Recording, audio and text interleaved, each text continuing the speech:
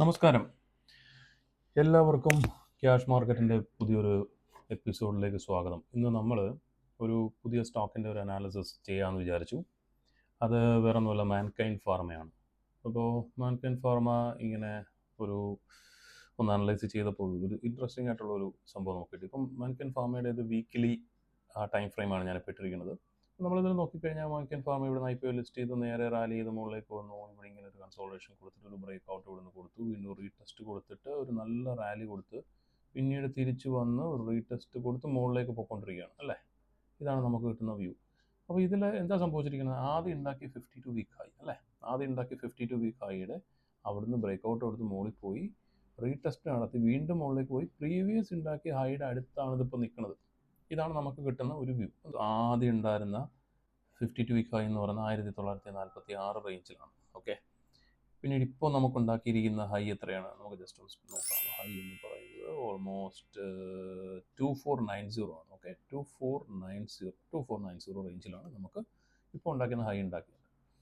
അപ്പോൾ ഇതിൽ നമുക്കൊരു കാര്യം മനസ്സിലാക്കാൻ സാധിക്കും. ഇതിലൊരു ട്രെൻഡ് ലൈൻ, നമ്മളിങ്ങനെ ഒരു ട്രെൻഡ് ലൈൻ ഇത് ചെയ്ത് കഴിഞ്ഞാൽ ഇവിടെ നിന്നൊരു ബ്രേക്ക് ഔട്ട് കൊടുത്താൽ അല്ലേ, ഇവിടെ നിന്നൊരു ബ്രേക്ക് ഔട്ട് ഇത് കൊടുക്കുകയാണെന്നുണ്ടെങ്കിൽ ഇത് അപ്രോക്സിമേറ്റ്ലി ഈ ഒരു ട്രെൻഡ് ലൈൻ ഹിറ്റ് ചെയ്യാനുള്ള സാധ്യതയുണ്ട്.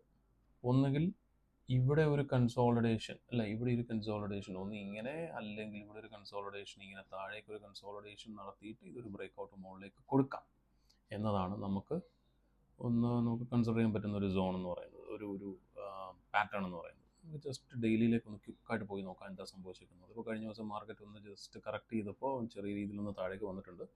അപ്പോൾ ഇവിടെ നമുക്കൊരു ട്രെൻഡ് ലൈൻ ഉണ്ടായിരുന്നു അല്ലേ, ആ ട്രെൻഡ് ലൈനിൽ നിന്നാണ് ബ്രേക്ക് ഔട്ട് കൊടുത്തത്. ഈ ഒരു ട്രെൻഡ് ലൈൻ ഈ ഒരു സോണിൽ നിന്നാണ് നമുക്ക് ബ്രേക്ക് ഔട്ട് തന്നിരിക്കുന്നത്. അപ്പോൾ ദർ ആർ മൾട്ടിപ്പിൾ പോസിബിലിറ്റീസ്. ഒന്നുകിൽ ഇത് ഞാൻ മുമ്പേ പറഞ്ഞ പോലെ ഇത് ഇവിടെ നിന്ന് ഇങ്ങനെ ഒരു കൺസോളിഡേഷനിൽ ചിലപ്പോൾ ഈ ഒരു ഭാഗം വരെ ടെസ്റ്റ് ചെയ്തിട്ട് ഇങ്ങനെ വന്ന് ഇങ്ങനെ മുകളിലേക്ക് പോകാം അല്ലേ, അതിനാണൊരു സാധ്യതയുള്ളത്. ഇതിൽ നമ്മൾ മനസ്സിലാക്കേണ്ട മറ്റൊരു കാര്യം എന്ന് വെച്ചാൽ ഡേറ്റ് റേഞ്ച്. നമ്മളൊരു ഡേറ്റ് റേഞ്ച് ഇവിടെ മാപ്പ് ചെയ്യുകയാണെങ്കിൽ നമുക്ക് ഒരു വർഷത്തെ ഒരു ഡേറ്റ് റേഞ്ച് മാപ്പ് ചെയ്യാം. 85 വീക്കിലിൽ നമ്മളൊരു 365 അപ്രോക്സിമേറ്റ്ലി 365 ഒരു വർഷം. അപ്പോൾ ഒരു വർഷം കൊണ്ടാണ് നമുക്ക് ഈ ഒരു മൂവ്മെൻ്റ് എന്നെങ്കിൽ നമുക്ക് അപ്രോക്സിമേറ്റ്ലി ഒരു 38-40% ഒക്കെ നമുക്ക് എക്സ്പെക്ട് ചെയ്യാം. ഓൾമോസ്റ്റ് 3500 റേഞ്ചിലേക്ക് ഇത് പോകാനുള്ള സാധ്യതയുണ്ട് അല്ലേ. ഇനി അതല്ല, നമ്മൾ വളരെ ചെറിയ ഷോർട്ട് ടേമിലേക്ക് ഒരു സ്വിംഗ് മൂവ്മെൻ്റ് ഒക്കെ ആണെന്നുണ്ടെങ്കിൽ മേ ബി ചിലപ്പോൾ ഇത് പോയിട്ട് ഒരു 12% റിട്ടേൺ തന്നിട്ട് വീണ്ടും കറക്റ്റ് ചെയ്യാം. അല്ലെങ്കിൽ പല രീതി നമുക്കൊരു സ്റ്റോക്കിൻ്റെ മൂവ്മെൻറ്റ് ഒരിക്കലും പ്രഡിക്റ്റ് ചെയ്യാൻ പറ്റില്ല. ഒന്ന് ഈ ഒരു മൊമെൻ്റ് ഇങ്ങനെ തന്നെ കണ്ടിന്യൂ ചെയ്ത് ഇവിടെ പോയി അടിച്ചിട്ട് വീണ്ടും ഇത് താഴേക്ക് വന്ന് ഇവിടെ സപ്പോർട്ട് എടുത്ത് ഇവിടുന്ന് വീണ്ടും പിന്നീട് വേണമെങ്കിൽ അങ്ങനെ പോകാം. അപ്പോൾ എങ്ങനെയാണ് ഇതിൻ്റെ മൂവ്മെൻ്റ് എന്നൊക്കെയുള്ള നമ്മൾ വാച്ച് ചെയ്ത് കണ്ടുപിടിക്കേണ്ട ഒരു കാര്യമാണ്. അപ്പം ഇതൊരു ഇൻട്രസ്റ്റിംഗ് ആയിട്ടുള്ളൊരു പാറ്റേൺ ആയിട്ട് എനിക്ക് ഫീൽ ചെയ്തു. അപ്പം ഞാൻ വിചാരിച്ചു ഇതിൻ്റെ ടെക്നിക്കൽസ് നിങ്ങളുമായിട്ടൊന്ന് ഷെയർ ചെയ്യാം എന്ന് കരുതി.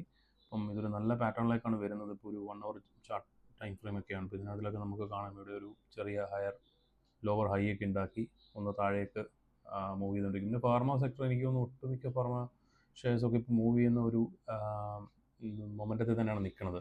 അപ്പോൾ അതുകൊണ്ട് ഇത് എങ്ങനെ ബിഹേവ് ചെയ്യും എന്നറിയില്ല. ചിലപ്പോൾ ദർ ആർ പോസിബിലിറ്റീസ് ഇതിനകത്ത് ഈ ഒരു സാധനത്തിനകത്ത് തന്നെ കൺസോളിഡേറ്റ് ചെയ്ത് വേണമെങ്കിൽ ഞാൻ പറഞ്ഞ ഒരു ബ്രേക്ക് ഔട്ട് അത് തരാൻ സാധ്യതയുണ്ട്. അത് അപ്രോക്സിമേറ്റ്ലി ഒരു 2800 ലെവൽസിലേക്ക് അത് മൂവ് ചെയ്യാനുള്ളൊരു സാധ്യത നമുക്ക് തള്ളിക്കളയാൻ സാധിക്കില്ല. അപ്പോൾ എന്തായാലും ഈ സ്റ്റോക്ക് വാച്ച് ലിസ്റ്റ് വയ്ക്കുക, സ്റ്റഡി ചെയ്യുക, ഇതിൻ്റെ ഒരു മൊമെൻ്റൊക്കെ എങ്ങനെ പോകുന്നു എന്നുള്ള സ്റ്റഡി ചെയ്യുക. നമുക്ക് ക്വിക്കായിട്ട് ഫണ്ടമെൻ്റൽ സൈഡ് നോക്കുകയാണെന്നുണ്ടെങ്കിൽ നമുക്ക് വളരെ ഡെപ്റ്റൊക്കെ വളരെ കുറഞ്ഞൊരു സ്റ്റോക്കാണ്. കണ്ടില്ലേ, വളരെ ചെറിയ ഡെപ്റ്റാണ്.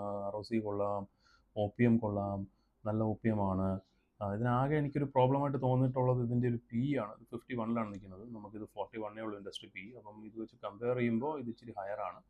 അപ്പം അതുകൊണ്ട് നമുക്ക് ചിലപ്പോൾ ഒരു ചെറിയ കൺസോളിഡേഷൻ ഫേസിലേക്ക് അത് വളരെ പതുക്കെ ചിലപ്പോൾ സ്റ്റോക്ക് മൂവ് ചെയ്യുള്ളൂ. കാരണം ഇത് ഒന്ന് അഡ്ജസ്റ്റ് ചെയ്ത് 45 എത്താനോ അല്ലെങ്കിൽ 40 എത്താനോ ഉള്ള സാധ്യത നമുക്ക് തള്ളിക്കളയാൻ സാധിക്കില്ല. പ്രൊമോട്ടർ ഹോൾഡിംഗ് ഒക്കെ സൂപ്പർ എക്സലൻറ്റ് പ്രൊമോട്ടർ ഹോൾഡിംഗ് ആണ്, അതൊന്നും യാതൊരു സംശയവും വേണ്ട.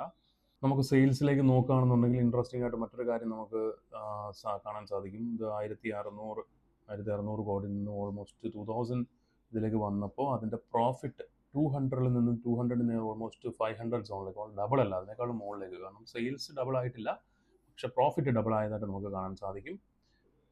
നമുക്ക് താഴേക്ക് പോകുകയാണെന്നുണ്ടെങ്കിൽ ഇത് തന്നെയാണ് നമുക്ക് ഇവിടെ കാണാൻ സാധിക്കുന്നത് അല്ലേ. ഈ ഒരു ഓവറോൾ ഒരു പ്രോഫിറ്റും കാര്യങ്ങളൊക്കെ വളരെ നല്ല രീതിയിൽ വന്നിട്ടുണ്ട്. പ്രൊമോട്ടർ ഹോൾഡിംഗ് വൈസും നമുക്ക് ഷെയർ ഹോൾഡിംഗ് പാറ്റേൺ നോക്കാം. പ്രൊമോട്ടർ ഹോൾഡിങ്ങും 76 അല്പം കുറച്ചിട്ടുണ്ട്. അത് കുഴപ്പമില്ല, കാരണം ഒരു ഇൻവെസ്റ്റ്മെൻറ്റ് പർപ്പസിനൊക്കെ ആയിരിക്കും അവർ ഒരുപക്ഷെ യൂസ് ചെയ്തിട്ടുണ്ടാവുക.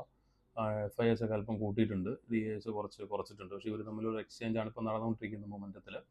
അപ്പം പ്രൊമോട്ടേഴ്സ് കുറച്ചും കൂടെ സ്റ്റേക്ക് സെല് ചെയ്യാനുള്ള സാധ്യതയുണ്ട്. അങ്ങനെയാണെങ്കിൽ ഇവർ പർച്ചേസ് ചെയ്യും. അപ്പോൾ അതുകൊണ്ട് സ്റ്റോക്ക് മുകളിലേക്ക് പോകാനുള്ള സാധ്യതകൾ വളരെ കൂടുതലാണ്.